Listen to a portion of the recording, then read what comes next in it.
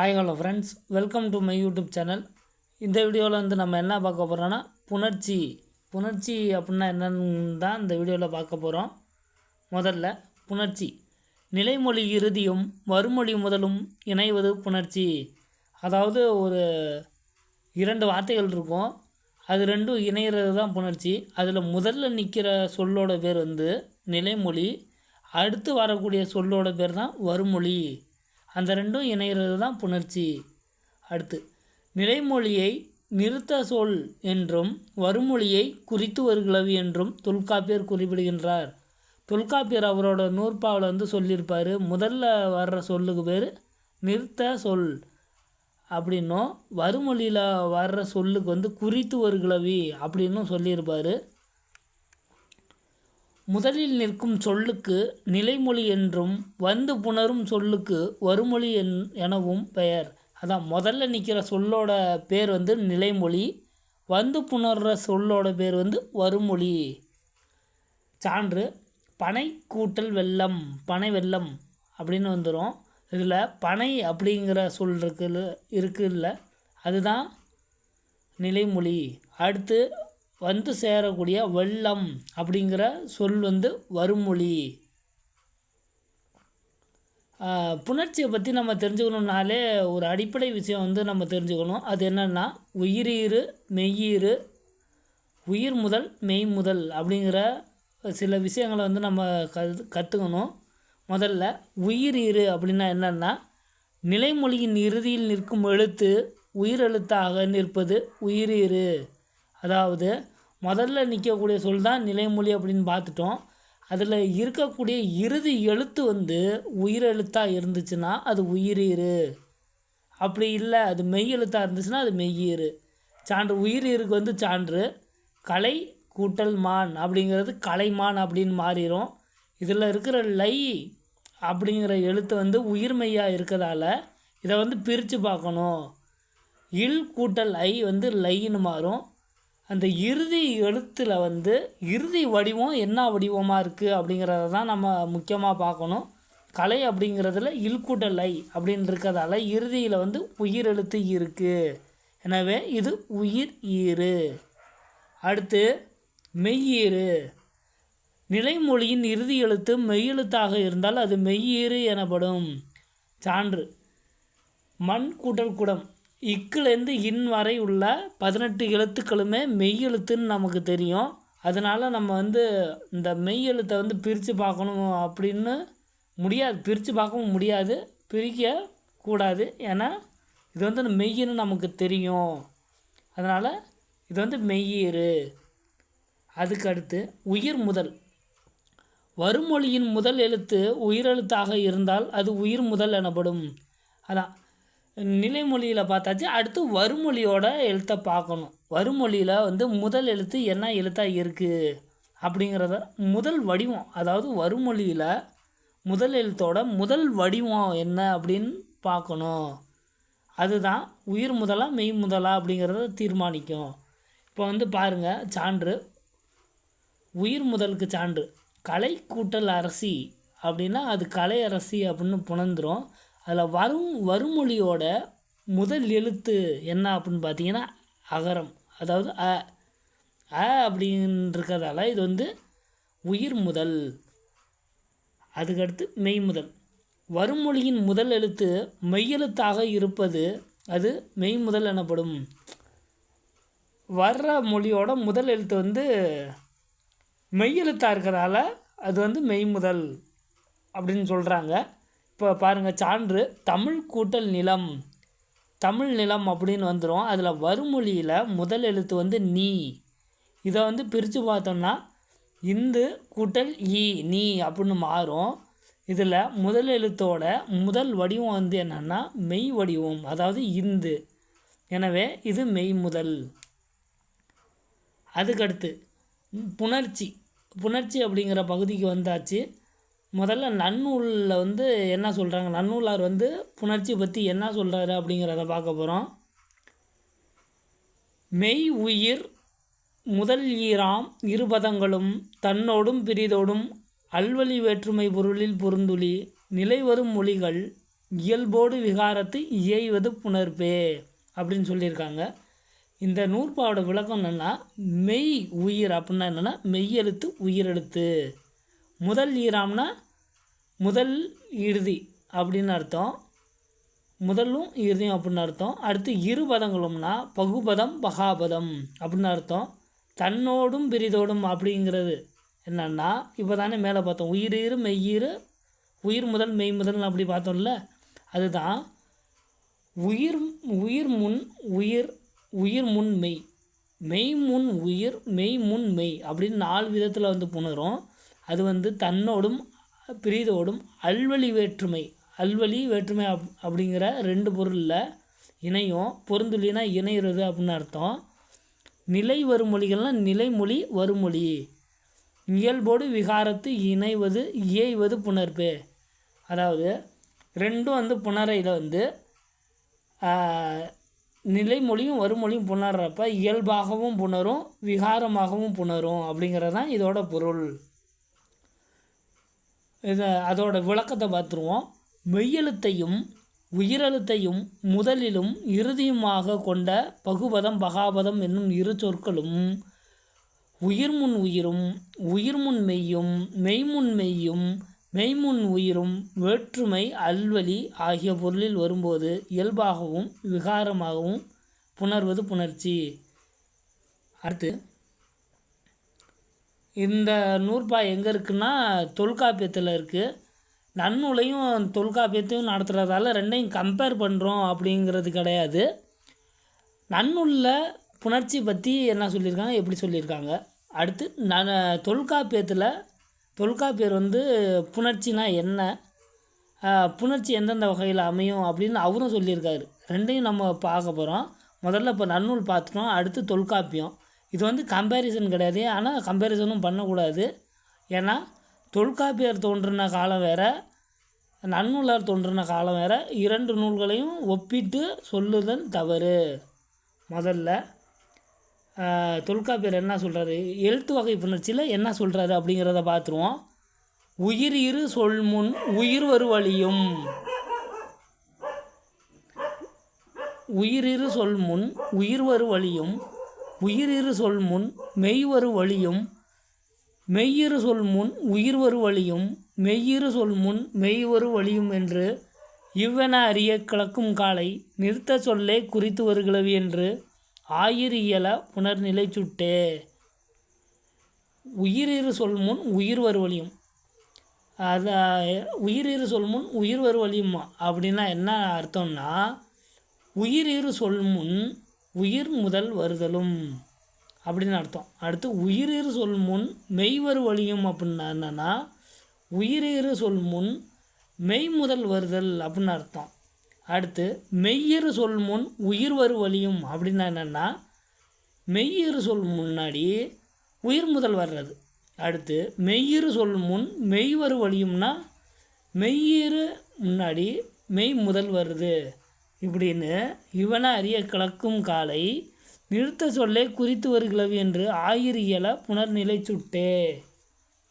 என்னது, நிறுத்த சொல்லே குறித்து வருகிழவி என்று ஆயிர் இயல புனர்நிலை சுட்டே. அதான் இந்த நிறுத்த சொல்லும் குறித்து வருகிழவியும் புணர்றதை பற்றி சொல்கிறாங்க,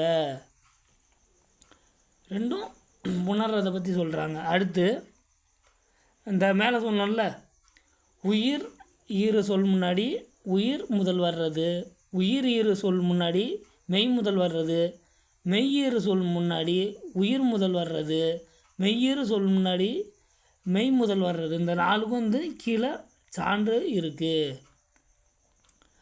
நிலைமொழியில் உயிரீறு சொல் முன் வருமொழியில் உயிர் முதல் வருதல், அது கூட்டல் அன்று. இதை 2 வகையில் புணர்ந்துடும். அது ஒன்றுன்னு வந்துடும், உடம்படுமையில் அதான்று அப்படின்னு வந்துடும். இதை நம்ம நிலைமொழியில் உள்ள சொல்ல பிரித்து பார்க்கணும்.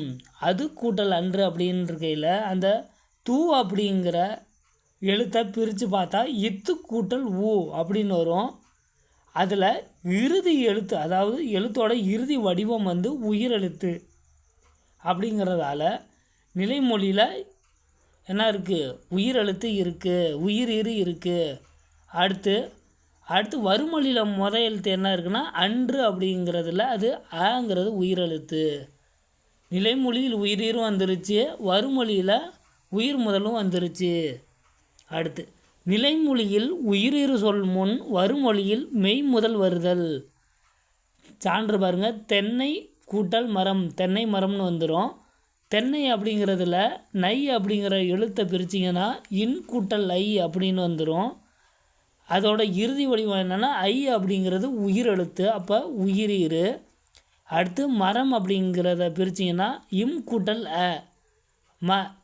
அதில் வறுமொழியில் ஒரு எழுத்தை பிரிக்கையில் முதல் வடிவம் என்ன இருக்குது அப்படிங்கிறத தான் பார்க்கணுமே தவிர, அங்கே ஈரில் நிலைமொழியில் எப்படி பார்த்தோமோ அதே மாதிரி பார்த்துடக்கூடாது. வறுமொழியில் பிரிக்கையில் முதல் வடிவம் என்னான்னு பார்க்கணும். நிலைமொழியில் இறுதி வடிவத்தை பார்க்கணும், வறுமொழியில் முதல் வடிவத்தை பார்க்கணும். மரம் அப்படிங்கிறதுல இம் கூட்டல் அ அப்படிங்கையில் இம் அப்படிங்கிற எழுத்து வந்திருக்கிறதால இது மெய் முதல். நிலைமொழியில் உயிரும் வந்துருச்சு, மெய் முதலும் வந்துருச்சு. அடுத்து மூணாவது, நிலைமொழியில் மெய்யிரு சொல் முன் வறுமொழியில் உயிர் முதல் வருதல். தமிழ் கூட்டல் அன்னை, தமிழ் அன்னை. இதில் தமிழ் அப்படிங்கிறதுல லகர ஒற்று வந்திருக்கு, இது மெய்யீரு. அடுத்து வறுமொழியில் அன்னை அப்படிங்கிறதுல அ அப்படிங்கிறது உயிர் முதல் வந்துருச்சு. எனவே இதுக்கும் சான்று வந்துருச்சு. நிலைமொழியில் மெய்யீர் சொல் முன் வறுமொழியில் உயிர் முதல் வருதல், அதுக்கும் சான்று. அடுத்து நிலைமொழியில் மெய்யீர் சொல் முன் வறுமொழியில் மெய் முதல் வருதல். சான்று பார்த்திங்கன்னா தேன் கூட்டல் மலை. தேன் அப்படிங்கிறதுல நகர ஒற்று வந்துருச்சு, அது மெய்யீர். அடுத்து வறுமொழியில் மலை அப்படிங்கிறத பிரித்தா ம அப்படிங்கிற எழுத்தை பிரித்தா இம் கூட்டல் அ ம அப்படின்னு வந்துடும். அதில் முதல் வடிவம் என்னென்னா இம், அப்போ மெய் முதல். நிலைமொழியில் மெய்யீரும் வந்துருச்சு, வறுமொழியில் மெய் முதலும் வந்துருச்சு. அடுத்து சொற்கள் அடிப்படையிலையும் புணரும் அப்படின்னு சொல்கிறாரு தொல்காப்பியர். என்னென்னா அவற்றுள் நிறுத்த சொல்லின் ஈராகு எழுத்தோடு, நிறுத்த சொல்னா என்னது, நிலைமொழி. நிலைமொழியின் ஈராகு எழுத்தோடுனா இறுதி எழுத்தோடு குறித்து வருகிழவி முதல் எழுத்து எய்ப. குறித்து வருகிழவினா வறுமொழி. நிலைமொழியோட இறுதி எழுத்தோட வறுமொழி இணையிறது, முதல் எழுத்து இணைகிறது. பெயரோடு பெயரை புணர்க்கும் காலும், பெயரோடு தொழிலை புணர்க்கும் காலும், தொழிலோடு பெயரை புணர்க்கும் காலும், தொழிலோடு தொழிலை புணர்க்கும் காலும், மூன்றே திரிபிடன் ஒன்றே இயல்பு என ஆங்கு அந்நான்கிய மொழி புணர் இயல்பே அப்படின்னு சொல்கிறாரு. இதுக்கு என்ன அர்த்தம்னா, நிறுத்த சொல்லுனா ஏற்கனவே சொல்லியாச்சு, அந்த ரெண்டும் புணர்றது. பெயரோடு பெயரை புணர்க்கும் காலம்னா பெயர் கூட்டல் பெயர் அப்படின்னு வரும். அடுத்து பெயரோடு தொழிலை புணர்க்கும் காலம்னா பெயரோடு வினை புணரும். அடுத்து தொழிலோடு பெயரை புணர்க்கும் காலம்னா வினையோட பெயர் சேரும். தொழிலோடு தொழிலை புணர்க்கும் காலம்னா வினையோட வினை சேரும். மூன்றே திரிபிடன், அதாவது இந்த விகாரம் சொல்லுவாங்கள்ல, விகாரம் 3 வகை: தோன்றல், திரிதல், கெடுதல். அந்த 3 அதான் திரிபு. ஒன்று இயல்பு. இயல்பு எந்த மாற்றமும் இல்லாமல் வர்றது தான் இயல்பு. ஏன்னா ஆங்கு அந்நான்கே மொழி புணர் இயல்பு. இந்த 4 வகையில் சொற்புணர்ச்சி அமையும். எழுத்து வகை புணர்ச்சி முன்னாடி சொல்லிட்டாரு, சொற்புணர்ச்சியும் இதில் சொல்லிட்டாரு. இதோட விளக்கம் நிறுத்த சொல்லின் இறுதி எழுத்தோடு குறித்து ஒரு கிளவி முதல் எழுத்து ஏய்வது புணர்ச்சி. அதாவது நிறுத்த சொல்னால் ஏற்கனவே நம்ம சொல்லிட்டோம், நிலைமொழி. இறுதி எழுத்தோடு குறித்து ஒரு கிளவினா வறுமொழி. வறுமொழியோட முதல் எழுத்து இணைகிறது புணர்ச்சி. அதில் பெயரோடு பெயரும், பெயரோடு வினையும், வினையோடு பெயரும், வினையோடு வினையும் புணரும். 4 வகையில் புணரும். அவ்வாறு புணரும்போது 3 வகை மாற்றங்களோடு புணர்ச்சி நிகழும். இயல்பாகவும் புணர்ச்சி நிகழும். இவ்வாறு 4 வகைகளில் மொழிகள் புணரும். அதற்கு சான்று பெயரோடு பெயரை புணர்க்கும் காலம் அப்படின்னு சொன்னோம்ல, அதில் 2மே பெயராக வர்றதுக்கு சான்று கனி அப்படிங்கிறதும் பெயர் தான், சாறு அப்படிங்கிறதும் பெயர் தான். கனிச்சாறு அப்படின்னு கூடிரும். அடுத்து பெயரோடு தொழிலை புணர்க்கும் காலம் அப்படின்னு சொன்னதுக்கு சான்று. பெயர் அப்படிங்கிறதுக்கு பேர் அன்பு. பெயர் அப்படிங்கிறதுக்கு சான்று அன்பு. வினை அப்படிங்கிறதுக்கு சான்று சென்றால். இதை ரெண்டையும் கூட்டினா அன்பு சென்றால் அப்படின்னு வந்துடும். அடுத்து வினை தொழிலோடு வேரை புணர்க்கும் காலம் அப்படின்னு சொன்னதுக்கு சான்று. தொழில்னா வினை. வினை கூட்டல் பெயர். படித்த அப்படிங்கிறது வந்து வினை. நூல் அப்படிங்கிறது வந்து பெயரில் வந்துடும். படித்த நூல் அப்படின்னு வந்துடும். அடுத்து தொழிலோடு தொழிலை புணர்க்கும் காலம் அப்படின்னு சொன்னதுக்கு சான்று. இரண்டுமே வந்து வினையாக வரும் அப்படின்னு சொன்னோம். வினையை 2 வினை வர்றதுக்கு சான்று வந்தார் கூட்டல் சென்றார். வந்தார் சென்றார் அப்படின்னு வந்துடும். அடுத்து இப்போ புணர்ச்சியோட வகைகளுக்கு வந்தாச்சு. புணர்ச்சினா என்னன்னு சொல்லிட்டோம். நன்னூலார் வந்து முதல்ல மெய் முதல் அந்த 4 வகை பார்த்தோம். மெய் முதல் உயிர் முதல் பார்த்தோம். அடுத்து உயிர் மெய்யிரு அந்த 4 வகை பார்த்தோம். அடுத்து புணர்ச்சினா நன்னூலார் என்ன சொல்கிறாருன்னு பார்த்தோம். அடுத்து தொல்காப்பியர் வந்து புணர்ச்சியை பற்றி என்ன சொல்கிறாருன்னு பார்த்தோம். இப்போ வந்து இயல்பு புணர்ச்சி, விகார புணர்ச்சி, அதாவது புணர்ச்சியோட வகைக்கு வந்தாச்சு. இயல்பு புணர்ச்சி நிலைமொழியும் வருமொழியும் எவ்வித மாற்றம் இன்றி இணைவது இயல்பு புணர்ச்சி. அதாவது நிலைமொழியும் வருமொழியும் இணையும், ஆனால் எந்த மாற்றமுமே இருக்காது அப்படிங்கிறது தான் இயல்பு புணர்ச்சி. சான்று தாய் கூட்டல் மொழி தாய்மொழி. அந்த எழுத்துக்களில் எந்த மாற்றமும் வரல. அதே மாதிரி உடல் கூட்டல் ஓம்பல் உடல் ஓம்பல். இது வந்து உடல் மேல் உயிர் வந்து ஒன்றுவது இயல்பு அப்படிங்கிற விதிப்படி வந்துடும். உடல் கூட்டல் ஓம்பல் உடல் ஓம்பல். அடுத்து வாழை கூட்டல் மரம் வாழை மரம். அடுத்து இயல்பு புணர்ச்சினா என்னென்னு பார்த்தாச்சு. அடுத்து விகார புணர்ச்சி நிலைமொழியும் வருமொழியும் இணைந்து புணரும் போது நிலைமொழியிலோ வருமொழியிலோ அல்லது இரண்டிலுமோ மாற்றங்கள் நிகழ்வது விகார புணர்ச்சி.